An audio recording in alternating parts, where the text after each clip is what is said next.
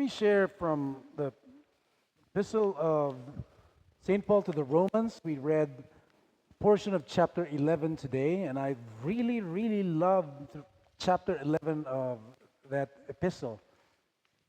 Of course, also the context of it starts from chapter 8 and then 9 and 10. But St. Paul is saying that there is a partial hardening, pansamantala, panandali ang pagkatigas ng ulo siguro, no, ang mga Israelita. Hindi sila sumunod sa Panginoon, hindi nila tinupad yung kanilang calling.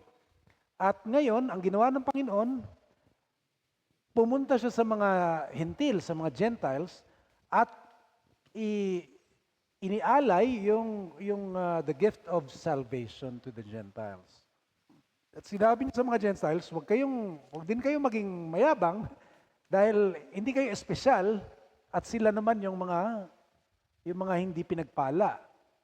Sabi niya, pansamantala lang yan. Ang totoo niyan ay I gave you salvation so that they will be stirred up to jealousy, para mainggit sila, para manumbalik din sila. Dahil excuse me, ang kalooban ng Diyos ay ang lahat ay makamit ang kanyang regalo, ang kanyang free gift para sa ating lahat, which is His life, abundant life. At sinabi ni San Pablo rin, kasi kayo, mga Gentiles, mga Romans, puro mga Gentiles yan, hindi sila Israelita, no? Sabi niya, kayo dati, kayo yung mga sumusuway sa Diyos. At pinakitaan kayo ng awa. Ngayon naman, nakatanggap na kayo ng awa, sila namang mga Hudyo, sila naman ngayon yung sumusuway sa Panginoon, nagre-rebelde. Pero kung paanong kayo ay nakatanggap ng awa ng Diyos, kahit kayo yung mga sumusuway sa kanyang mga utos, gayon din naman ang kanyang awa ibibigay sa mga Israelita. And then, St. Paul goes on and says, for God has placed all men in the prison of their disobedience, their own disobedience, shut up all men in disobedience, so that He could show mercy on all. Tandaan natin yan, no? Ang Panginoon natin maawain sa lahat ng tao. St. Paul says, there's no difference. Wala namang pagkakaiba eh. Kahit itong mga Hudyo, tinawag silang mga anak ng Diyos, di ba? The people of God, the chosen one of God, mga hinirang, nagkasala rin sila eh. Kayo, hindi man kayo hinirang, ganun din eh, nagkakasala rin kayo, no? Kasi walang diferensya. Sabi nga niya, no? For all have sinned and fall short of the glory of God. Natural lang, no? Kasi hindi natural, pero may tendency ganun dahil binigyan tayo ng Panginoon ng tinatawag natin na free will. Free will, ibig sabihin, gusto niyang piliin natin na tumupad sa kanyang utos, hindi tayo mga robot. You know, He could have made us like robots and programmed us to obey Him so that He would be pleased. But that's not His image and likeness. Kasi ang ating Panginoon, hindi napipilitan na mahalin tayo, na gumawa ng mabuti para sa atin. Kundi yun ang kanyang wangis. Yun ang kanyang kalikasan. That the nature of God is love. God is love. And He created us in that nature. And love is not something that is given because you're forced to give it. Love is something that is given voluntarily. If it's not given voluntarily, it is not love. Let me say that again.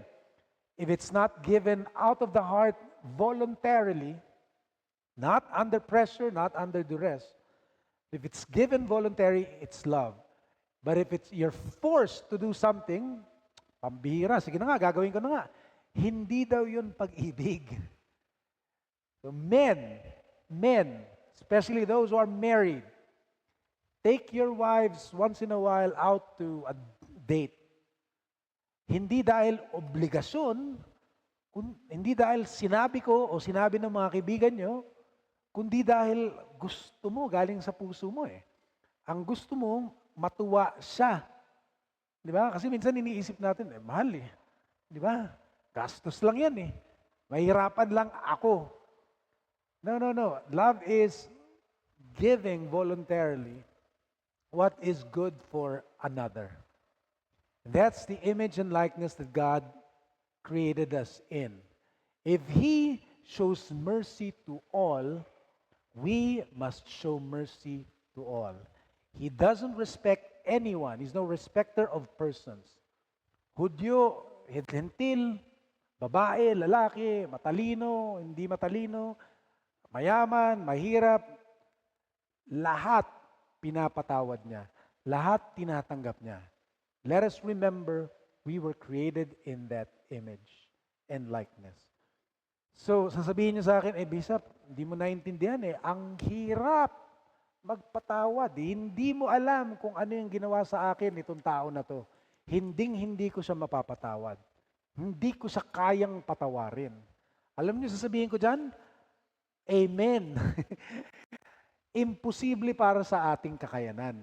Kaya nga tayo binigyan ng Espiritu ng Diyos at ng biyaya ng Panginoon because it is the grace of God that will make us, enable us to love our neighbor, even those who persecute us, even those who do bad things against us and offend us and hurt us.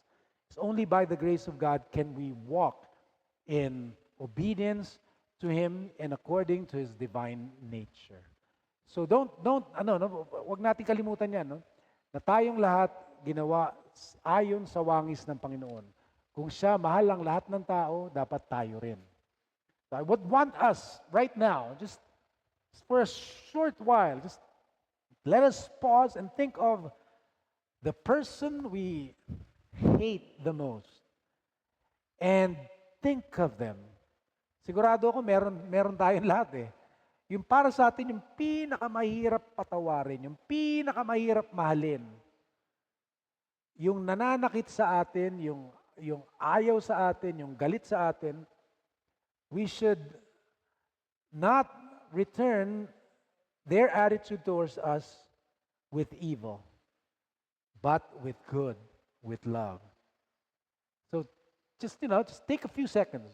Think of someone or some people and then ask God, Lord, help me love this person, these persons. By the grace of your Holy Spirit. Because that's the way it is in the kingdom of our God. Now let us all stand.